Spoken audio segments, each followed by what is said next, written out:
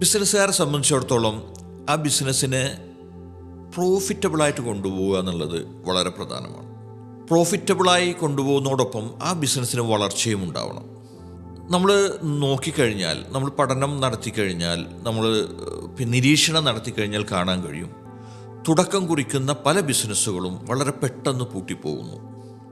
അതുപോലെ തന്നെ തുടക്കം കുറിച്ച് കുറച്ച് മുന്നോട്ട് പോയതിന് ശേഷം ചില ബിസിനസ്സുകൾ പൂട്ടിപ്പോകുന്നു. ഒരു പഠനം പറയുന്നത് 25% താഴെ ബിസിനസ്സുകൾ മാത്രമേ 15 വർഷം പൂർത്തിയാക്കുന്നുള്ളൂ എന്നുള്ളതാണ്.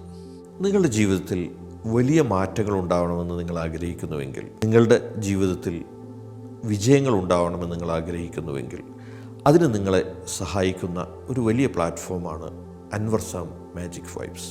നിങ്ങളെ അതിനുവേണ്ടി ഒരുക്കുവാൻ സഹായിക്കുന്ന ഒരുപാട് കോഴ്സുകൾ മാജിക് വൈബ്സ് എന്ന് പറയുന്ന ഈ പ്ലാറ്റ്ഫോമിൽ അവൈലബിൾ ആണ്. അപ്പോൾ ശരിക്ക് ബിസിനസ് മേഖലയെ നമ്മൾ നിരീക്ഷിച്ച് കഴിഞ്ഞാൽ തന്നെ കാണാൻ കഴിയും, ബിസിനസ്സുകൾ വരുന്നു, കുറച്ച് നടക്കുന്നു, പൂട്ടിപ്പോകുന്നു.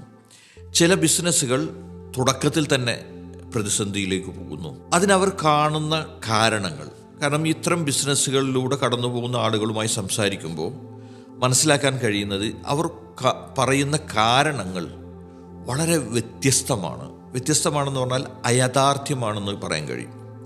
അതായത് മാർക്കറ്റിലുള്ള പ്രശ്നങ്ങൾ, എൻ്റെ മുമ്പിൽ തന്നെ പുതിയ ഒരു ബിസിനസ് തുടങ്ങി, അതല്ലെങ്കിൽ പുതിയ നിയമം വന്നു, അതല്ലെങ്കിൽ സാമൂഹ്യ സാഹചര്യങ്ങളിൽ മാറ്റം വന്നു, ഇങ്ങനെ തുടങ്ങിയ കുറേ കാര്യങ്ങളാണ് പറയാറുള്ളത്. സത്യത്തിൽ നമ്മൾ വളരെ റിയലായിട്ട് പറയുകയാണെങ്കിൽ ഇതിൻ്റെ ഏറ്റവും പ്രധാനപ്പെട്ട കാരണം എന്ന് പറയുന്നത് ഓൺട്രപ്രണറാണെന്ന് നമുക്ക് മനസ്സിലാക്കാൻ കഴിയും. ഈ ബിസിനസ്സിനെ മുന്നോട്ട് നയിക്കുന്ന വ്യക്തിയുടെ മാനസികാവസ്ഥ തന്നെയാണ് ആ ബിസിനസ്സിനെ പ്രതിസന്ധിയിലേക്ക് കൊണ്ടുപോകുന്നത് എന്ന് ഉറപ്പിച്ച് പറയാൻ കഴിയും.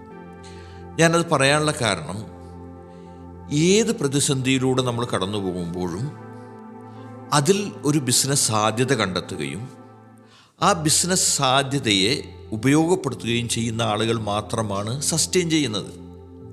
15 വർഷത്തിൽ കൂടുതൽ നിലനിന്ന് ഏത് ബിസിനസ്സിനെ സംബന്ധിച്ച് നോക്കിക്കഴിഞ്ഞാലും അവർ 2, 3, 4 ചലഞ്ചസുകളിലൂടെ കടന്നു പോകുന്ന ആളുകളാണ്. അപ്പോൾ ഈ ചലഞ്ചസുകളിലൂടെ കടന്നു പോകുമ്പോൾ അവിടെ ഉണ്ടായിട്ടുള്ള പ്രതിസന്ധിയെ ഓപ്പർച്യൂണിറ്റിയാക്കി അവർ മാറ്റി എന്നുള്ളത് കൊണ്ട് മാത്രമാണ് അവർ 15 വർഷത്തിൽ കൂടുതൽ അവർ ബിസിനസ്സിനെ നിലനിർത്തുന്നത് എന്ന് കാണാൻ കഴിയും. തുടക്കത്തിൽ ആവേശപൂർവ്വം ബിസിനസ് തുടങ്ങുന്ന ആളുകളുണ്ട്, വളരെ റിസ്ക് എടുത്ത് ബിസിനസ് തുടങ്ങുന്ന ആളുകളുണ്ട്. ആ ബിസിനസ്സിൻ്റെ ഒരു ഊർജമുണ്ടല്ലോ, ആ ഊർജം എത്ര നാൾ നിലനിൽക്കുന്നു എന്നുള്ളതാണ് ആ ബിസിനസ്സിൻ്റെ നിലനിൽപ്പിൻ്റെ അടിസ്ഥാനം. അപ്പോൾ ആ ഊർജം നഷ്ടപ്പെടാൻ ഉള്ള കാരണങ്ങൾ വന്നു കഴിഞ്ഞാൽ ആ ഓൺട്രപ്രണർ തളരുകയും ആ ബിസിനസ് തളരുകയും ചെയ്യും. ഞാൻ ഒരുപാട് ബിസിനസ്സുകൾ നിരീക്ഷിച്ചപ്പോൾ ഇതിൻ്റെ സ്റ്റെപ്പുകളുണ്ട്, വളരെ പ്രധാനമാണ് ഇതിൻ്റെ സ്റ്റെപ്പുകൾ. ബിസിനസ് സ്ഥാപനത്തിലേക്ക് പോകാനുള്ള മാനസികാവസ്ഥ ഇല്ലാതിരിക്കും. കോളുകൾ കസ്റ്റമേഴ്സിൻ്റെ, അതുപോലെ തന്നെ ക്ലയൻസിൻ്റെ, അതല്ലെങ്കിൽ വെൻഡേഴ്സിൻ്റെ കോളുകൾ അറ്റൻഡ് ചെയ്യാൻ വിമുഖത കാണിക്കുക. അതുപോലെ തന്നെ ഇത്തരം കാര്യങ്ങൾ നമ്മൾ ഫേസ് ചെയ്യാൻ മടിക്കുമ്പോൾ അതിന് സബ്സ്റ്റിറ്റ്യൂട്ടിനെ അവിടെ വേറെ ആൾ അപ്പോയിൻറ്റ് ചെയ്യുക. ബിസിനസ് വിഡ്രോവൽ എന്ന് പറയുന്നൊരു സ്റ്റേജുണ്ട്, ഓൺട്രപ്രണറുടെ ബിസിനസ് വിഡ്രോവൽ എന്ന് പറയുന്നൊരു സ്റ്റേജുണ്ട്. ആ സ്റ്റേജിൽ എന്താണ് സംഭവിക്കുക എന്ന് വെച്ചാൽ, ടോട്ടലി ബിസിനസ്സിലേക്കുള്ള ഫോക്കസിനെ മാറിക്കൊണ്ട് തൽക്കാലം പിടിച്ചു നിൽക്കാനുള്ള കാരണങ്ങൾ കണ്ടെത്തും, ഫാമിലി റീസൺസിനെ കണ്ടെത്തും, പാർട്ട്ണർഷിപ്പ് കോൺഫ്ലിക്റ്റ് റീസണായിട്ട് എടുക്കും, അല്ലെങ്കിൽ സമൂഹത്തിൽ വരുന്ന മാറ്റങ്ങളെ റീസണായിട്ട് എടുക്കും. ഒന്നുമില്ലെങ്കിൽ നമ്മളുമായി ഒരു ബന്ധമില്ലാത്തൊരു കാരണമെങ്കിലും പറഞ്ഞുകൊണ്ട് ബിസിനസ്സിൽ നിന്ന് സ്ലോലി വിഡ്രോ ചെയ്യും.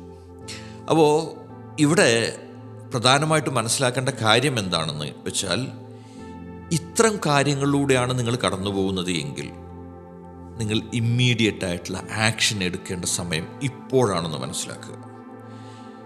ഇതിലൂടെ ഞാൻ കടന്നു പോകുന്നുണ്ട്, ഞാൻ ഇതിൽ നിന്ന് മാറി ചിന്തിച്ചേ പറ്റൂ. തീരുമാനങ്ങൾ എടുക്കേണ്ടത് ഇപ്പോഴാണ്.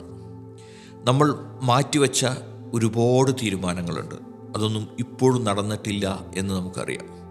അപ്പോൾ അതുകൊണ്ട് തന്നെ നിങ്ങൾ ഇപ്പോൾ തന്നെ തീരുമാനമെടുക്കുക.